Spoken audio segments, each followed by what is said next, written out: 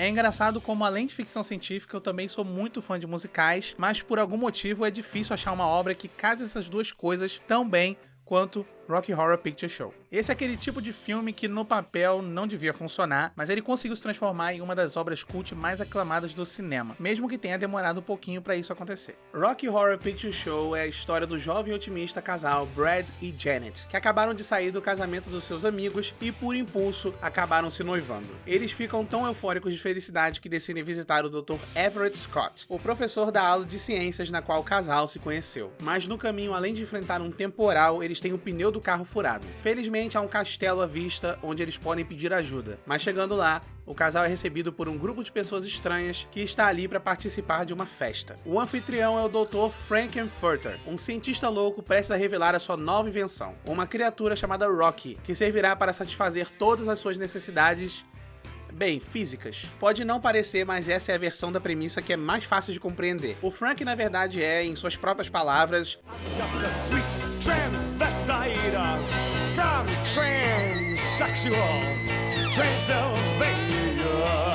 Quando ele diz isso, na primeira vez você imagina que seja apenas a personagem exagerando para parecer mais excêntrico. Mas eu já te adianto que a melhor forma de abordar Rocky Horror é levando os diálogos de forma literal. Porque depois a gente descobre que toda essa história realmente envolve mais conspirações alienígenas do que a gente esperava. Esse é o filme perfeito para quem procura uma mistura de musical, horror, ficção científica e filmes B. Como a maioria dos filmes musicais, esse também se originou nos palcos. No começo da década de 1970, Richard O'Brien estava desempregado e começou a escrever a maior parte do que viria a se tornar o Rocky Horror, apenas para se manter ocupado. Até que o diretor Gene Sharman viu o roteiro e aceitou ajudar o O'Brien a construir a peça. E assim ela começou a ser exibida em pequenos teatros de poucos assentos, mas logo passou a ocupar salas cada vez maiores e em 1975 chegou na Broadway. Foi nesse mesmo ano que o filme foi lançado e a peça se chamava The Rocky Horror Show. Tudo o que eles precisaram fazer era incluir a palavra picture no título para deixar clara a adaptação. Mas eu não posso falar dessa obra-prima sozinho, então eu tive que chamar alguém aqui para poder falar desse filme comigo, e é por isso que eu chamei It's astounding. Time is fleeting. Madness takes its toll. But Gustavo? listen closely. Not for very much longer. I've got to keep control. Gustavo. I remember during the time warp. Para com essa merda, por favor, já deu. Those moments when... Desculpa, foi mal, cara. Desculpa, tá? Eu me empolgo quando eu vou falar de Rocky Horror, tá? Foi mal. Agora eu vou manter o foco, tá bom? Manter o foco aqui. Acredito que a coisa que mais me fascina em Rocky Horror Picture Show é como esse musical, para além de toda a sua superfície queer, divertida, original e todo o seu impacto cultural na história, consegue também ser um excelente documento histórico. Isso pode passar batido assistindo a obra sem muito contexto, mas vale a pena a gente dar uma olhada nisso. A grande chave para entender a substância histórica do filme tá na música de abertura. Em Science Fiction Double Picture, o filme vai citando vários filmes B de terror, celebridades e personagens icônicos dos anos 50 e 60, o que remete diretamente ao que era uma sessão Double Feature. Populares especialmente até a metade dos anos 70, as Double Features eram exibições de filmes baratos, independentes ou trash, em que você pagava um ingresso e assistia 2 filmes, normalmente sendo um filme de terror e outro de ficção científica. Daí o conceito de Rocky Horror fica bem evidente. Na música de abertura nós estamos chegando para assistir um double picture, uma sessão dupla de um filme de terror e um filme de ficção científica, e esse filme é como se fosse as duas sessões mescladas em uma única experiência. Entre as referências da música Science Fiction Double Feature, a gente encontra menções a personagens como Flash Gordon, que foi um dos mais importantes quando as revistas pulp estavam no auge, e ele recebeu diversas adaptações, incluindo aquela que tinha a trilha da banda Queen. Dos filmes de horror temos Dr. X, Tarântula e A Noite do Demônio, mas a maioria das referências são de ficção científica mesmo, listando alguns atores e atrizes de clássicos do gênero, como acontece com Michael Rainey em O Dia em que a Terra Parou, o Homem Invisível interpretado pelo Claude Rains e a atriz Anne Francis em Planeta Proibido. E para mostrar pro Gustavo que esse canal também fala de macaco, a música menciona o clássico King Kong e a atriz Fay Wray, que também esteve em Dr. X, que eu já mencionei. A ficção científica também é bem forte na música Time Warp, que na superfície funciona como a típica abertura de musical, introduzindo os personagens e a trama principal. Mas além de ter uma batida irresistível, ela já estabelece uma das principais revelações do terceiro ato, mencionando como aquelas pessoas chegaram na Terra através de um acidente do tempo e espaço. It's just a jump to the left. With your hands on your hips.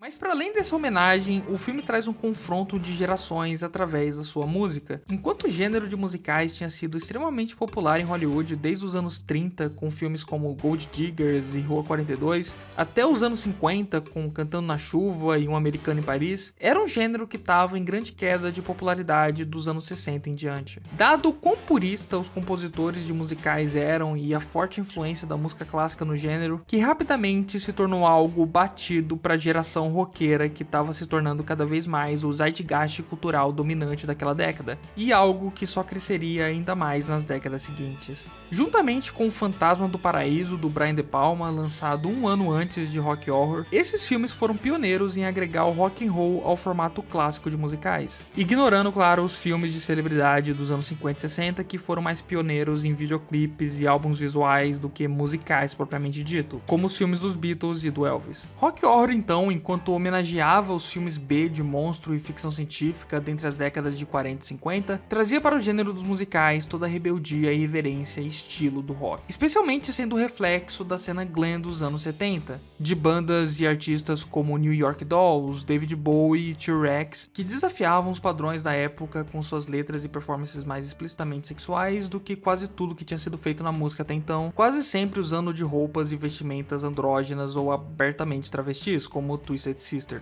Rock Horror, então, é uma junção tão diversa de épocas e mídias diferentes, indo do teatro underground e musical clássico, passando pelo cinema B e cena kitsch, chegando até o glam rock dos anos 70 e a ascensão do movimento LGBTQ+.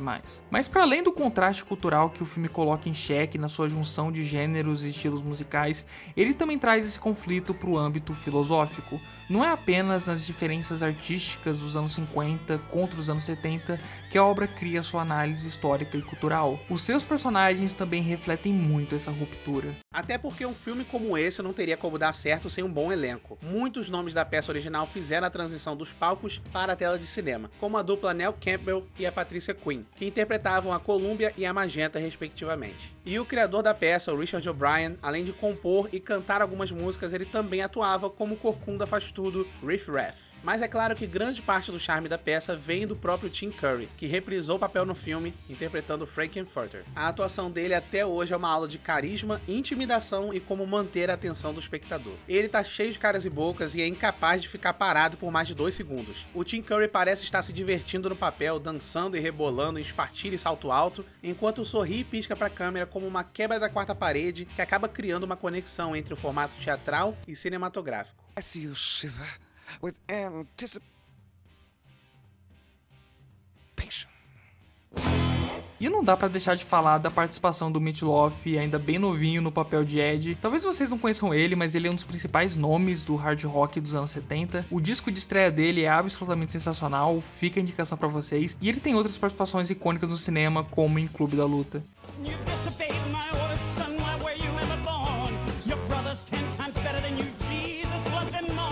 É engraçado que os atores que fazem Brad e a Janet, praticamente os protagonistas da história, não estiveram na peça original. Isso porque os produtores do longa queriam que o casal fosse interpretado por atores norte-americanos, naquela desculpa deles de conquistar o público estadunidense. Assim tivemos o Barry Bostwick como Brad, um rapaz alto e sorridente, que muita gente reclama até hoje só porque ele parece um pouco rígido na forma que ele entrega as falas, mas eu meio que gosto do jeito que ele fala, principalmente quando ele parece indignado com alguma coisa, mas não sabe como reclamar. Tem um rumor envolvendo do elenco que fala que eles consideraram chamar o Steve Martin pro papel do Brad, e eu queria muito ver como ele se sairia no meio de toda a loucura de Rocky Horror, ainda mais porque depois ele acabou indo trabalhar na adaptação de A Pequena Loja de Horrores, que tem um tom caótico bem parecido com o de Rocky Horror. E eu preciso dizer que, por mais que eu ame o filme como ele é, seria sensacional ver o Steve Martin nesse papel, especialmente levando em consideração como ele é perfeito em Pequena Loja dos Horrores, que aliás é outro musical incrível pra ver nessa época do ano. E pra Janet foi escolhida Susan Sarandon, que que na época ainda estava longe de ter estourado atuando em Thelma e Louise, mas já era uma ótima atriz. Ela estava sofrendo com uma pneumonia durante as gravações, mas conseguiu sobreviver, mesmo vestindo aquelas poucas roupas durante grande parte do filme.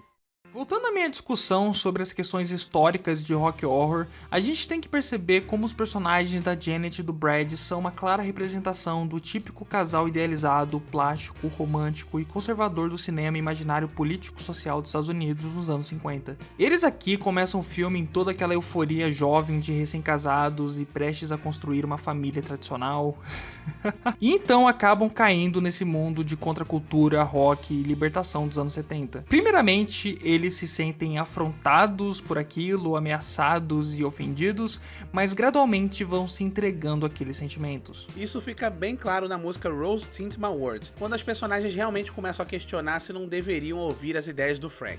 Essa música e o I'm Going Home são duas que eu adoro, e quanto mais perto do final o filme chega, cada vez mais sério ele parece estar levando a sua mensagem, deixando bem mais clara a proposta de crítica social do musical. 'Cause I've seen blue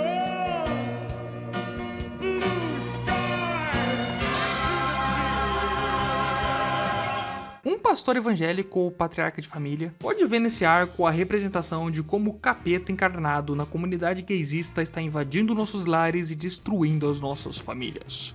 Tá ok? Mas é aí que o poder e sagacidade das letras do musical se tornam tão relevantes. A gente percebe, especialmente em músicas como Touch Me, Rose Tints My Road e Super Heroes, como as transformações do Brad e da Janet são na verdade a descoberta e aceitação de quem eles realmente eram, não uma lavagem cerebral induzida pelo Dr. Frank. E isso também tá perfeitamente representado naquela que é a minha música favorita do musical, There's a Light Over at the Frankenstein Place. In the velvet darkness of the blackest night, there's a guiding star. No matter what or who you are. Não só instrumentalmente e melodicamente, essa música parece uma mistura insana entre Kate Bush, David Bowie e T-Rex. É incrível quando a gente para pra pensar que a música que marca esse encontro do casal perfeitinho com uma mansão gótica mal assombrada perdida no meio do nada em uma tempestade não é uma música horripilante e composta sobre tonalidades menores ou em progressões típicas de música de Halloween, mas sim uma música extremamente viva, esperançosa e catártica, como se a vida dos personagens tivesse caminhado até esse momento. There's a light in the darkness of everybody's life. O grande clímax que marca o ponto de autodescoberta que faltava para eles entenderem quem eles realmente eram, e isso tá perfeitamente descrito na letra. A escuridão daquele castelo em meio à tempestade é na verdade uma luz de revelação adentrando a vida de Brad e Janet. Mas então, quando no fim do filme, quando Frank é traído, morto, seu castelo destruído e os alienígenas voltam para sua terra natal, vemos os dois desamparados e sem mais aquela força e felicidade que permitiram seus verdadeiros eus se libertarem. Na música Super Heroes, eles choram confusos em meio aos destroços daquele lugar que foi a luz na vida deles. E o narrador descreve o planeta Terra solitário e perdido nas estrelas. And crawling on the planet's face, some insects called the human race, lost in time and lost in space and meaning. E então, quando a gente tem a reprise da música de abertura no filme, só que agora com a letra mudada e um andamento bem mais melancólico do que o original, vemos na letra que a escuridão havia conquistado Brad e Janet. O que ao meu ver significa que eles, após aquele festival de autodescoberta, acabaram voltando para a vida domada e falsa que eles viviam antes. Frank has built and lost his creature. Darkness has conquered Brad and Janet. The servants come to a distant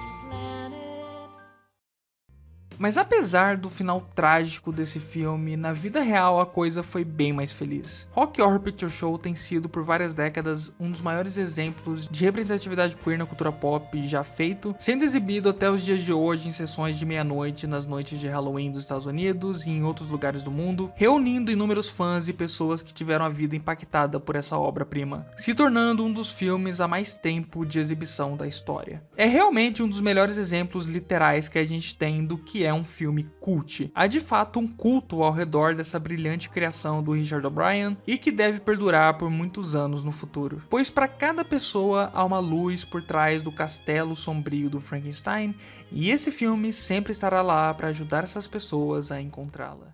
Rocky Horror Picture Show é o tipo de filme que é impossível de replicar. O próprio Richard O'Brien tentou fazer isso e ele acabou fazendo um filme que na verdade não era nem um prequel e nem um sequel, mas de acordo com ele era um equal. E foi assim que surgiu o Shock Treatment em 1981. Ele tá longe de ser ruim, as músicas são boas, o elenco é decente, mas o Rocky Horror Picture Show realmente capturou aquela época em que ele foi lançado, servindo ali quase como uma cápsula do tempo para poder mostrar essa visão mais conservadora do país e do cinema. É claro que o filme não é 100%, ele não é perfeito, ele ainda tem algumas questões ali mais delicadas, umas problemáticas envolvendo questões de consentimento e de abuso, mas é impossível negar como esse filme fez com que as pessoas finalmente estivessem abertas para debater sexo e gênero. E com uma comunidade tão grande quanto a desse filme, eu sei que ele vai continuar sendo assistido, estudado e apreciado. Porque independente de como você aborda The Rocky Horror Picture Show, ele sempre vai ser um evento inesquecível. Give yourself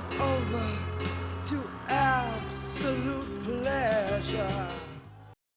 E é isso aí, pessoal. Eu queria tanto falar de Rocky Horror Picture Show aqui nesse canal faz um bom tempo. E aí eu tive que chamar o Gustavo, porque ele também é muito fã e ele tá tocando ainda, aparentemente. Let's do the time warp again.